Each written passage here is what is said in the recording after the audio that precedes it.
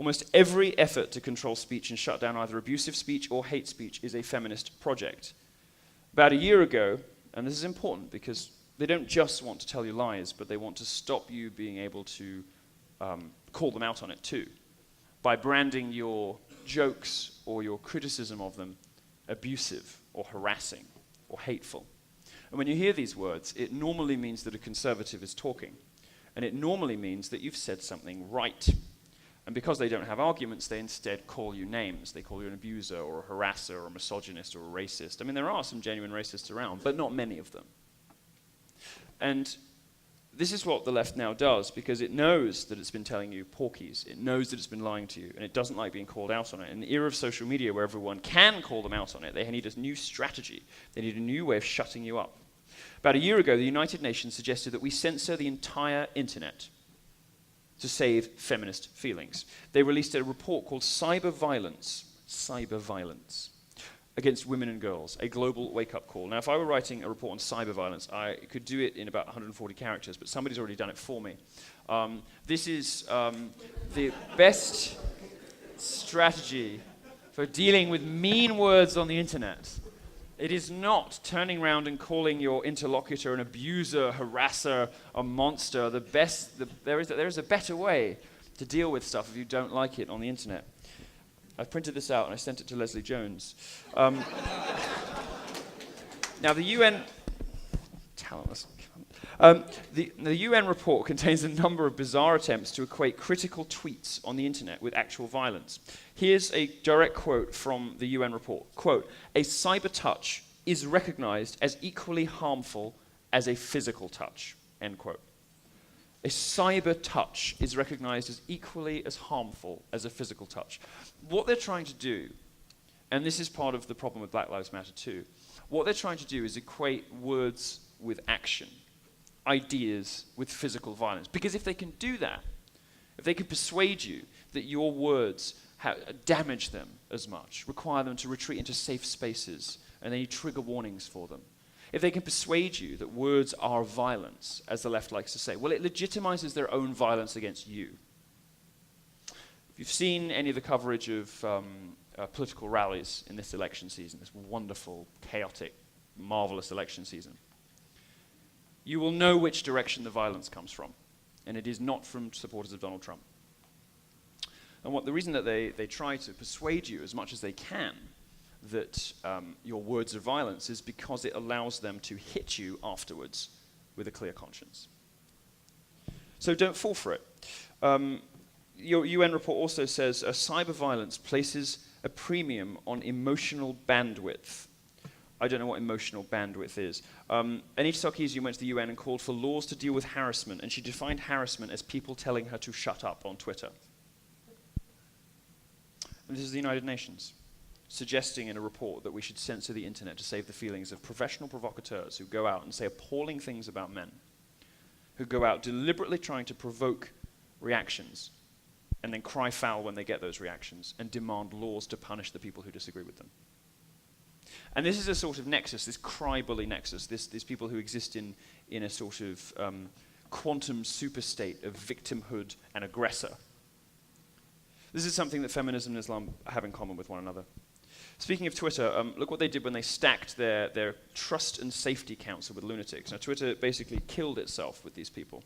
The company's now failing, can't find a buyer. I'm really sad about it. They can't find anyone to buy the company.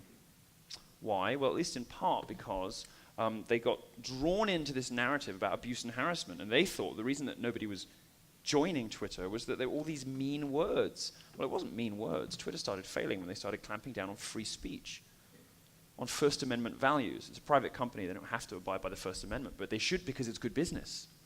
And they should because it's the right thing to do. And as soon as they started stopping people expressing themselves, using the language they wanted, playing around with dangerous ideas, telling jokes. Remember, I got banned for telling a joke.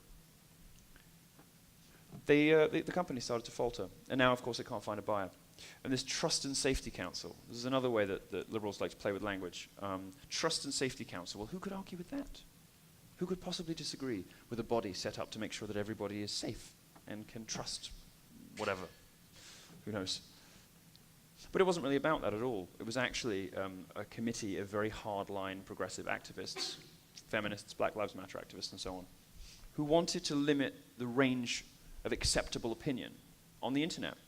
They wanted to say these opinions and this kind of language is okay, and the rest of you constitute a basket of deplorables.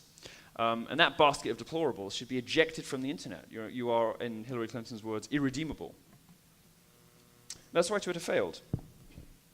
Of course, they also failed by booting their most fabulous and entertaining user while letting ISIS remain on the platform. If you recall, Twitter only really clamped down on terrorism after years of being ritually humiliated by the media for allowing ISIS to recruit on its platform.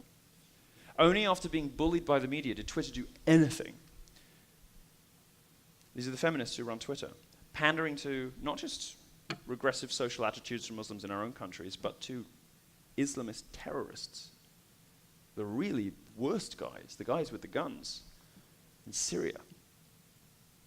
They thought it was more of a priority to police microaggressions and jokes about feminists, me calling somebody a lesbianic harpy who looks like a man, more of a priority to them, even if it was true. It is true, she does look like a man. They thought that was more of a priority than getting terrorists off their platform. These are some of the ways in which this movement acts for Islam without perhaps meaning to. Now, to say that Islam has an issue with free speech would be like saying feminists have a problem with counting calories. Not only obvious, but entirely true. And we know the horrific state of free speech in Muslim countries. According to the Committee to Protect Journalists, China jailed the most journalists in 2015, but 9 of the next 11 countries with the most jailed journalists were all Muslim countries. And speaking of 9/11, the top 7 deadliest countries for journalists are all more than 90% Muslim. Turkey, supposedly the moderate Muslim place, has a lock on Twitter and on Facebook. You probably don't know this. You can't post a map according to Facebook's terms of service. This is a company founded and built in America, supposedly the freest nation in the world. You cannot post a map on Facebook without violating its terms of service that shows Turkey and Kurdistan. Because the Turkish government have told Facebook that if you want to operate in Turkey at all of your users everywhere in the world have to conform to our censorship rules. And Twitter said, okay. On Twitter, you can be banned, and indeed the first ever arrest for a meme happened recently in Turkey when somebody compared President Erdogan to Gollum. Got a perfectly fair and reasonable comparison. When you see the picture, they do look alike. Got arrested. Got arrested for a meme in Turkey, and Twitter goes along with this stuff. Turkish journalists who are trying to resist their Islamist leaders, this being the country, of course, that whose own military has to stage a coup every 15 years because they don't trust their own government not to turn into lunatics. Turkish journalists trying to resist this stuff can find themselves simply nuked from Twitter at the behest of the Turkish government. It's not just within Muslim countries that Islam and free speech butt heads, of course. In a 2015 Center for Security Policy study of Muslims in America, they found that 30% of American Muslims, and this goes back to what I was saying about violence before, 30% of American Muslims believe that it is legitimate to use violence against people who insult Islam. So if you crack a joke about the Quran, if you crack a joke about Muhammad, if you crack a joke about anything to do with Islam, and it is, a self-evidently hilarious religion. It is funny. I mean, they look funny, that the women look ridiculous. They're incredibly homophobic, yet 5 times a day they've all got their asses in the air. I mean, it's funny. It's a funny religion. I mean, if left-wing comedians were a bit bolder, they could make much better jokes than I can about it, and sell out packed theaters. But if you make jokes about Islam, 30% of British Muslims believe that violence is an acceptable answer. So they have the same view on that as the feminists do. 33%, by the way, 33% of American Muslims believe that if the Constitution and Sharia law conflict, and Sharia law, remember, treats the word of a woman as worth half of that of a man in many circumstances. If Sharia and the Constitution conflict, Sharia should take precedence in any country in which Muslims live. According to Wenzel Strategies poll in 2012, 58% of Muslim Americans believe that criticism of Islam or Muhammad is not protected free speech under the First Amendment. 45% believe that those who mock Islam should face criminal charges. So basically, every other Muslim thinks that you should be in prison if you make a joke about Muhammad, and 30% of them think that it's okay to punch you in the face for doing it, in addition to sending you to prison. 12%, this is the statistic I really like. I don't like it, it's fucking terrifying, but this is the one that I want to leave you with. 12% of American Muslims, of Muslims living here, 1 in 10, believe that blasphemy against Islam should be punishable by death. That you should be killed for making jokes about Islam. This is a religion that murders homosexuals, that routinely oppresses women, but is so thin-skinned it can't cope with the joke. Which reminds you remarkably of feminists, doesn't it? With their lies and conspiracy theories, their bullying, their hectoring. But you dare to call them out and it say, well, you know, that wage gap thing, actually, if you look at the numbers, you're an abuser, you're a harasser. How dare you? You must hate women. I don't hate women, but I've been characterized probably as, I don't know, aside from Donald Trump, America's leading misogynist. Why? Because I don't stand for dodgy numbers, and I don't believe in lying to people, and I don't think that you help women by lying to women. That is enough. That's enough for feminists. That is a capital crime.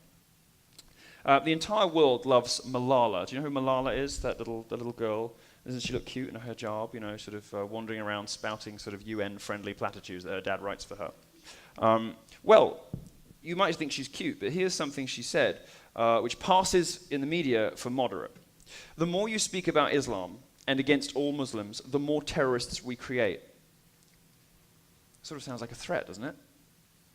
Like, be nice to me or I'll beat you up. Don't be mean about Muslims or, you know, lose another office block in New York. That's the real red thread running through these phrases that you hear that we're encouraged to believe are moderate. I think it should worry us. So Malala's opinion, of course, if we all just shut up and stop talking about Islam, do what Islam wants, which is, you know, institute Sharia law over and above the Constitution, then they won't need to shoot us or stab us or hang us from cranes. And that's the general sentiment of non-Muslim Americans towards criticism of Islam. Don't criticize it too harshly or they might kill you. This is not an attitude conducive to freedom. This is a country that was founded on freedom. This is a country that is great because of its freedom. You have an ability to go, do, say, be, dress, and speak however you please. But it is under threat, and it's under significant threat from two forces you would imagine would be opposing. The far left, with its gender politics, and the far right of Islam, the social conservatism, the reactionary social attitudes of Islam. But these two things, for some reason, have teamed up. They've teamed up because they don't like freedom very much. They've teamed up because they don't like the West very much. They don't like capitalism. They don't like property rights. They don't like any of the things that made this country a nice place to live, any of the things that attracted me to it. And it's very remarkable just how much they enjoy one another. That attitude of, you know, oh, just leave them alone and they won't come for us until it's too late, that is bowing to authoritarianism. It is the attitude that was held by German citizens to Hitler and by Russian citizens to Stalin.